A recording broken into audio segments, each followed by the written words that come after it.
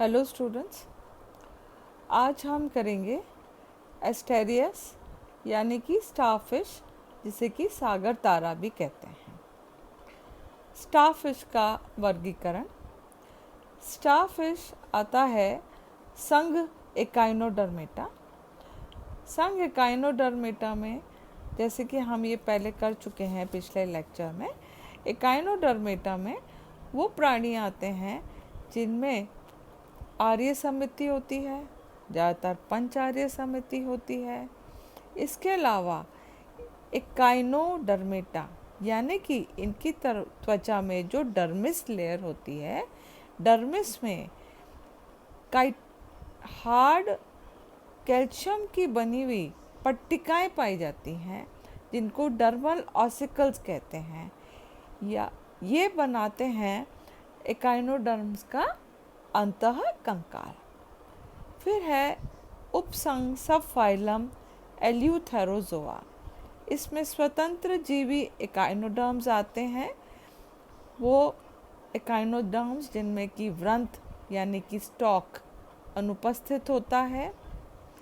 Class एस्टेरॉयडिया। Class एस्टेरॉयडिया में हम देखते हैं कि जो सेंट्रल डिस्क है या केंद्रीय बिंब है, उसमें चारों ओर जो भुजाएं पाई जाती हैं वो बिल्कुल पृथक नहीं होती हैं, अलग से नज़र नहीं आती हैं। वो है क्लास एस्टेरॉयडिया। ऑर्डर फॉर्सिपुलेटा। ऑर्डर फॉर्सिपुलेटा में पेडिसिलरे नाम की जो संरचनाएं हैं वो फॉर्सेप्स के समान होती हैं। इसका वर्णन अभी हम आगे करेंगे। जीनस एस्टेरियास और स्पीशीज है रूबेंस। अब आता है आवास एवं स्वभाव। जैसे कि हम जानते हैं, स्टारफिशेस या एकाइनोडर्म्स ज़्यादातर मैरीन होते हैं, यानी कि समुद्री प्राणी हैं, स्वतंत्र जीवी हैं, फ्री लिविंग हैं। लोकोमोशन ट्यूब फीट द्वारा होता है, यानी कि गमन नालपात द्वारा होता है।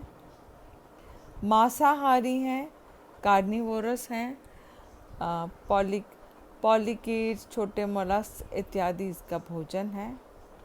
रात्रिचर होते हैं या ज़्यादा गहराई में जहाँ पे कि अंधेरा होता है वहाँ रहना पसंद करते हैं। इनमें ऑटोटोमी की क्रिया पाई जाती है। ऑटोटोमी की क्रिया यानी कि जिसे हम कहते हैं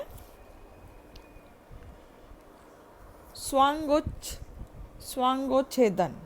स्वांगोच्छेदन यानी कि जो उपांग हैं कभी कहीं पकड़ में आ जाते हैं, या छोटा कोई बॉडी पार्ट है तो वो बॉडी से अलग हो जाता है।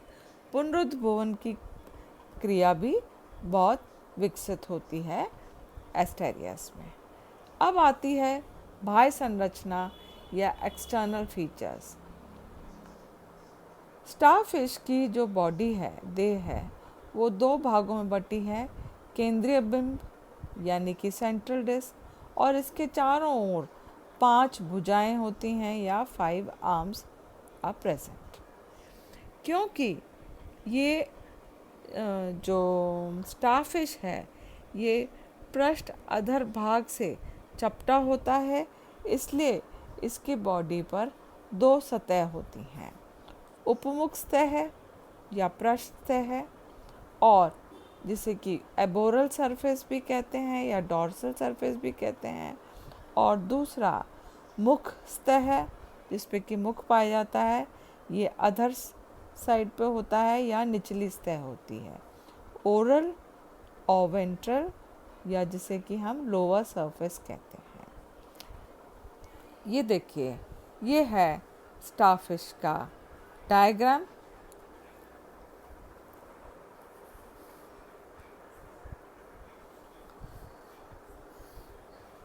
ये इसका oral surface, this is the oral surface and this is the aboral surface, और ये है इसका ओरल सरफेस। तो सबसे पहले हम करते हैं एबोरल सरफेस, यानी कि डोर्सल पृष्ठ सतह है, जो ऊपरी सतह है, वो किस प्रकार की नज़र आती है। पृष्ठ सतह अधिक गहरे रंग की होती है, अधर सतह हल्के रंग की होती है। जो सागर तारा है उसका व्यास 10 से 20 सेंटीमीटर तक होता है। रंग इसका भूरा, पीला, नारंगी, बैंगनी या हल्का गुलाबी रंग का हो सकता है। अब सबसे पहले उपमुख सतह पर पाई जाने वाली संरचना, सबसे पहला है शूल या स्पाइंस। पूरे एबोरल सरफेस पे बहुत सारी शूल या स्पाइंस पाई जाती हैं, जो कि एपिडर्मिस पे होती हैं। ये अनियमित तरह से होती हैं, व्यवस्थित, और जो मार्जिन या किनारे के शूल हैं वो थोड़े से अधिक बड़े होते हैं, यानी कि मार्जिनल स्पाइंस। ये स्पाइंस कैल्शियम के बने होते हैं और अचल होते हैं, यानी कि इमूवेबल होते हैं। फिर आता है नेक्स्ट इज डर्मल ब्रेंकिया। डर्मल ब्रेंकिया पाए जाते हैं पूरे सतह पर। ये दोनों सतह पे होते हैं, यानी कि एबोरल पे भी होते हैं, ओरल पे भी होते हैं।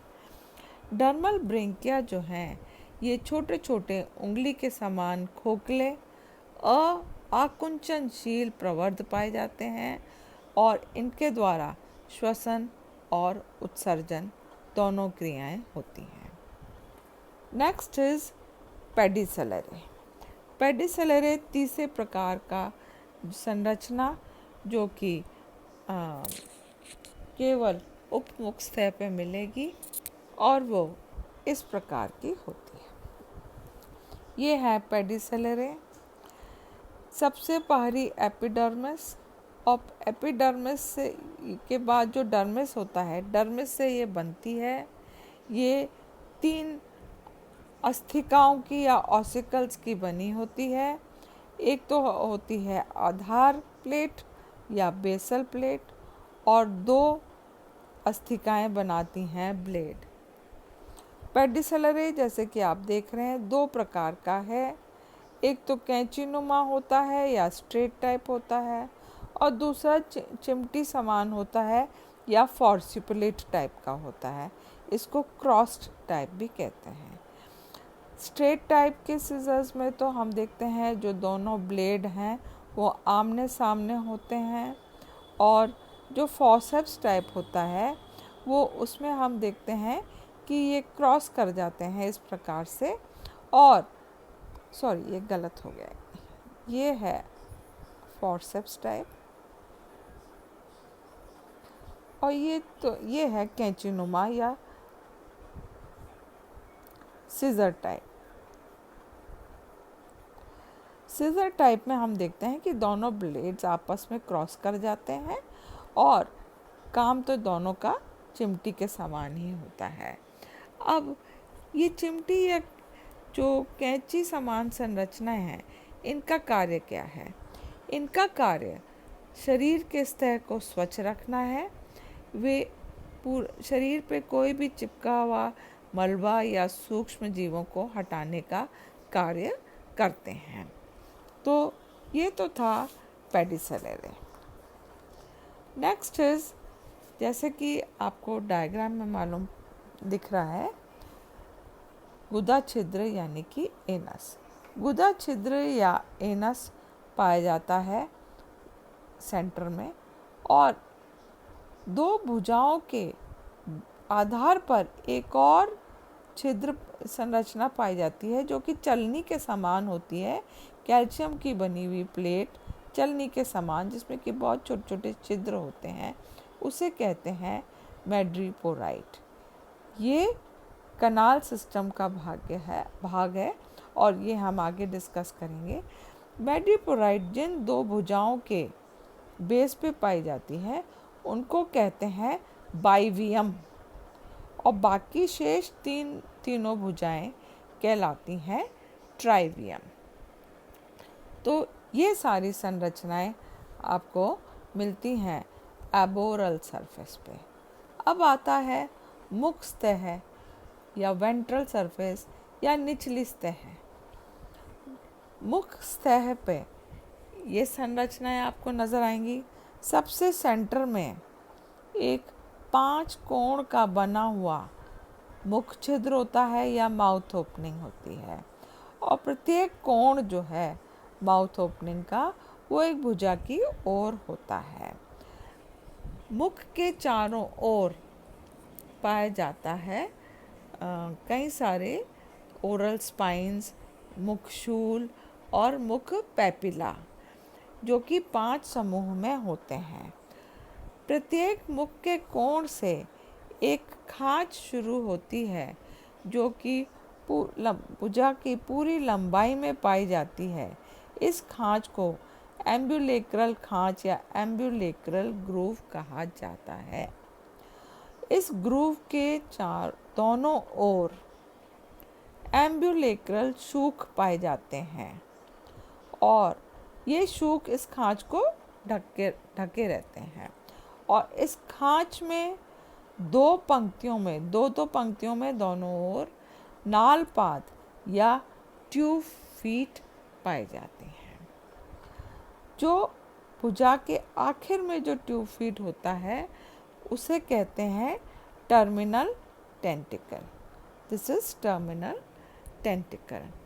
ये टर्मिनल टेंटिकल जो है या ये जो ट्यूब फीट होता है आकुंचन विहीन होता है, खोखला उभार है और स्पर्श एवं गंध की ज्ञानेंद्रियों का कार्य करता है के समान कार्य करता है, और इन अंतस्थ या स्पर्शक यानी कि टर्मिनल टेंटिकल के आधार पर एक नेत्र चिन्ह या आई स्पॉट पाया जाता है।